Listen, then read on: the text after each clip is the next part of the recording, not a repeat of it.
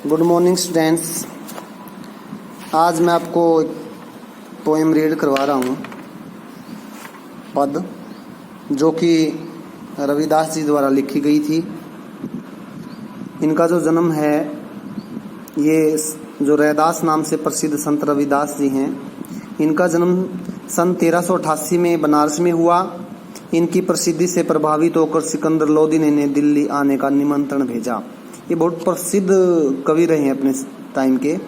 मध्ययुगीन साधकों में रैदास का विशिष्ट स्थान है। कबीर की भांति रैदास भी संत कोटि के कवियों में गिने जाते हैं।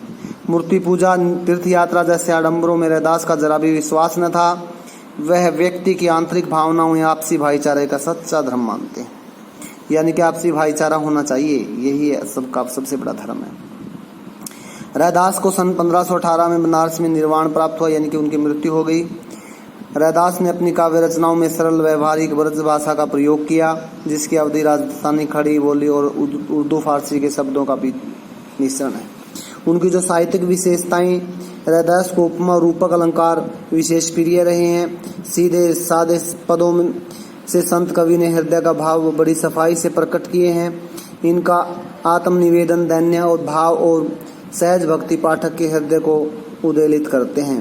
रैदास के 40 पद सिखों के पवित्र धर्म ग्रंथ गुरु ग्रंथ साहब में भी सम्मिलित हैं। कविता के संदर्भ में यह रैदास के 2 पद लिए गए हैं। पहले पद प्रभु जी की तुम चंदन हम पानी में कवि अपने आराध्य देव को याद करते हुए उनसे अपनी तुलना करता है।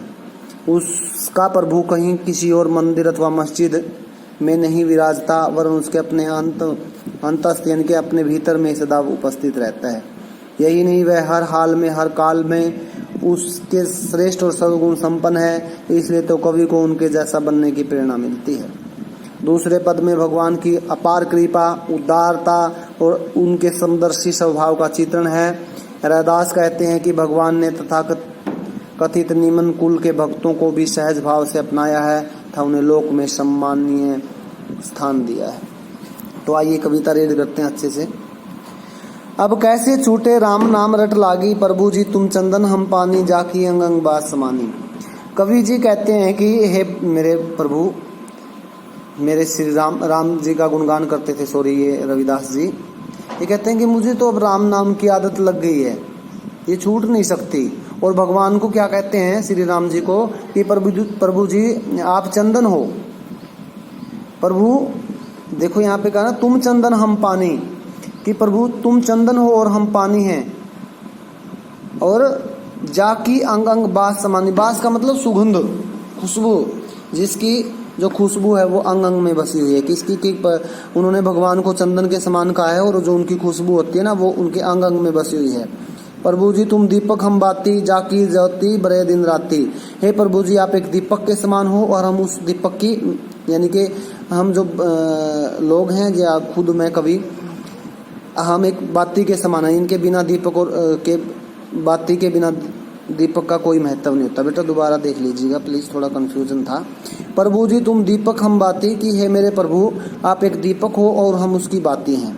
यानी कि जिस प्रकार जो दीपक होता है उसका बाती के बिना कोई महत्व नहीं होता। जाकी जोत बरे दिन राती, और जो हम दोनों की जो महिमा, यानी कि जाकी जोत बरे दिन राती, जो हमारी जोत है वो दिन और रात जलती रहती है। यानी कि मैं आपका हर समय स्मरण करता रहता हूँ, ऐसा उन्होंने श्री राम जी के बारे में लिखा है।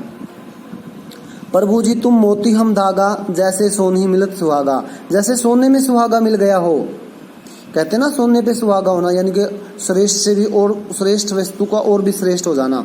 यानी कि प्रभु जी तुम मोती हम धागा, तुम मोती हो, और मोतियों की माला किससे बनती है, धागे से बनती है, और हम दोनों मिलकर के सोने पे सुहागा बन गया है।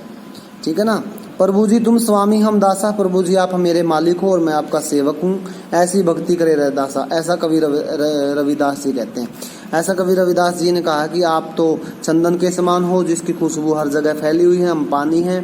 प्रभु जी आप तुम घन बन हम वो मोरा, ये लाइन रहती थी, तुम घन बन हम मोरा। प्रभु जी आप तो जंगल के यानी कि वन के समान हो, और हम मोर, मोरा का मतलब मोर के समान है। जैसे चितवत चंद चकोरा, और जिस प्रकार यानी कि घने जंगल में मोर क्या करता है? नृत्य करता है, नाचता रहता है। और उसी प्रकार मैं भी आपको स्मरण करके बड़ा खुश होता हूँ। और जैसे चंद्रमा और चकोर पक्षी, यानी कि जो चंद्रमा होता है ना, उसको जो चकोर पक्षी होता है वो एक टक दृष्टि से देखता रहता है, हमेशा उसी की तरफ देखता रहता है, वैसे मैं भी आपको याद करता रहता हूँ। जैसे चितवत चंद चकोरा, यानी कि चांद को चकोर जो पक्षी है वो एक टक दृष्टि से देखता रहता है, उसी प्रकार मैं भी आपका स्मरण करता रहता हूँ। प्रभु जी तुम दीपक हो, हम बाती हैं, यानी कि आप एक दीपक के समान, हम उसकी बाती हैं और जो दिन रात जलते रहते हैं। प्रभु जी आप मोती हो, यानी कि आप एक मोती और मुझके धागे हैं जिससे मिलकर के और भी जैसे कि सोने पे सुहागा हो गया है। आप मेरे मालिक हैं और मैं आपका सेवक हूँ, ऐसा कवि रविदास जी ने कहा है। दूसरे पैराग्राफ में देखिए क्या कहते हैं। ऐसी लाल तुम बिनु कऊ करे, गरीब निवाजू गुसिया मेरा माथे छत्रु धरे। कवि जी कहते हैं कि ऐसी लाल का मतलब कि ऐसी कृपा, ऐसी दया भावना ही स्वामी कौन कर सकता है। तुझ बिन का मतलब आपके बिन, कि हे मेरे मालिक, हे मेरे प्रभु, आपके बिन दया कौन कर सकता है? ऐसा कोई नहीं है जो किसी पे दया करे, आप मालिक सब पे दया करते हो। गरीब निवाऊ गुसैया मेरा माथी छत्रु धरई, यानी कि गरीब के किस निवाऊ, यानी कि गरीबों पर दया करने वाले। निवाजू का मतलब दया करने वाले, गरीबों पर दया करने वाले। गुसाई का मतलब स्वामी, प्रभु, हे मेरे प्रभु आप गरीबों पर दया करने वाले हो, सभी को सुख पहुंचाने वाले हो, दिन दुखियों की मदद करने वाले हो। और मेरा माथे छत्र, और मेरे ऊपर भी, यानी कि मुझ नीच के ऊपर भी थोड़ा सा छत्र धारण कर दो, यानी कि मुझ नीच पर भी कोई दया कर दो। जाकी छोटी जगत कहू लागे ता पर तू ही डरई, यानी कि जाकी छोटी।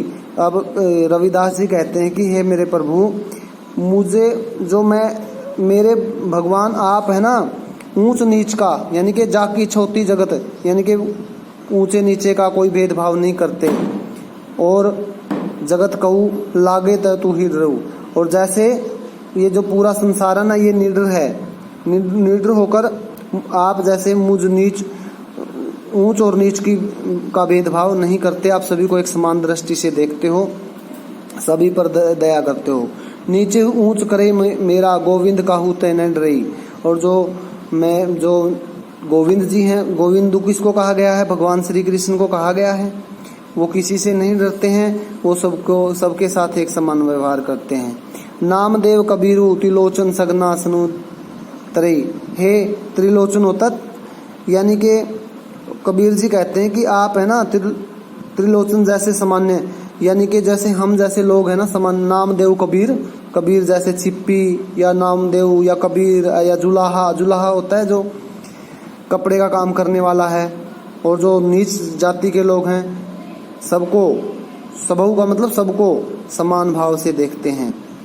यानी कि सगना क्या था? एक कसाई का नाम था, आपको मैं बताना चाहता हूँ, उसके बारे में बताया गया है। और सैन एक जाति होती है, और उसके बारे में भी कहा गया कि आप चाहे वो, दोबारा से बताना चाहता हूँ यहाँ पे, कबीर जी ने कहा है कि कोई नामदेव हो, चाहे कोई कबीर हो, चाहे कोई जुलाहा हो, चाहे कोई सगना हो, चाहे कोई सैन हो, आप सबको तरे का मतलब पार कर देते हैं, सबको एक समान प्रेम देते हैं, सब पर एक समान दया करते हैं, सबको पार कर देते हैं। कवि रविदासु सुन रे संतु, कवि जी रविदास जी कहते हैं कि हे संत जनों, हे मुनियों, सुनो, क्या सुनो? हरि जीव तय सभी सरई, यानी कि जो भगवान है ना, हरि का मतलब भगवान की कृपा से सब संभव है। इन्होंने कहा ना हरि जीव तय सभी सरई, सभी का मतलब सब कुछ और सरी का मतलब संभव है, तो यहाँ पे उन्होंने ऐसा बताया है। तो नेक्स्ट जो आप है ना इस क्वेश्चन आंसर लिखना, और इसमें जो वर्ड शब्दार्थ दिए गए ना डिफिकल्ट वर्ड, उनको थोड़ा सा अच्छे से करना, ठीक है। इसके लिए आपका बहुत बहुत धन्यवाद।